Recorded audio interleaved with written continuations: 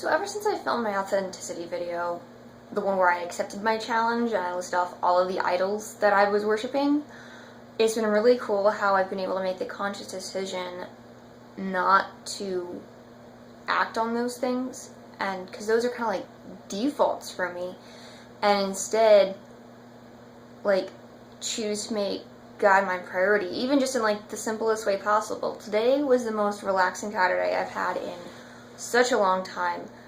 I actually sat with my Bible and I ate breakfast and just, did normal Saturday things.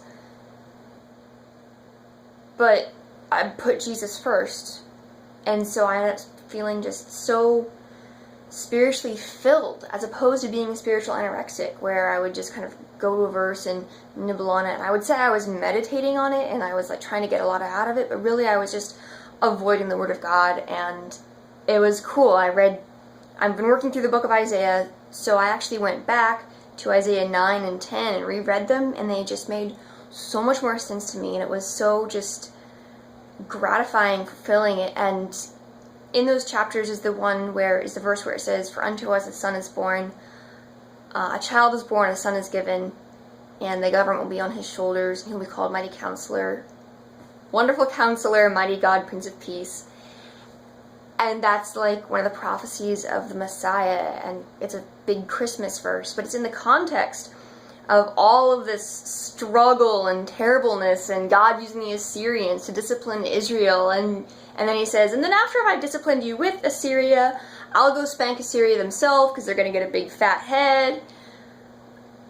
And I do love you and I do care about you." And it's just, the prophets are really intense because you have to read like multiple chapters to understand what he's saying. So I've been working through Isaiah very, very slowly because it's hard for me to understand. So, anyway, so it's Saturday and I'm going to go to, I keep looking at my clock, but I have it hidden behind my lamp because I don't like looking at the time. But it's Saturday, it's 4:25 p.m. and I'm going to go to the grocery store to buy plasticware for Bible study, which is a 5. Crud. And I also made a list of food that I want for grocery shopping for this recipe that I found online.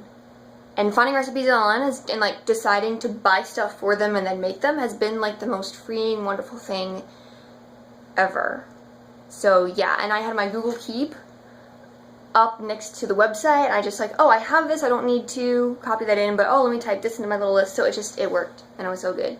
And little organizational things like that just make life so wonderful. My name is Meg, I love my Jesus, and I believe in living inside out. Live it. Okay, turn off now.